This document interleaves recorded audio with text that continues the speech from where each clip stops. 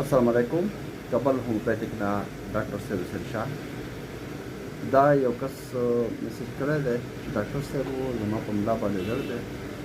ما د دې لپاره ایم آر آی هم کړې ده، هغې کې هم څه مثلا نشته، ایکس رې مې هم کړی، مختلف ډاکټرانو له راډیو او د نیرو لتلی هم یم، دوا مې خورم، څه اثر را باندې نه کوي.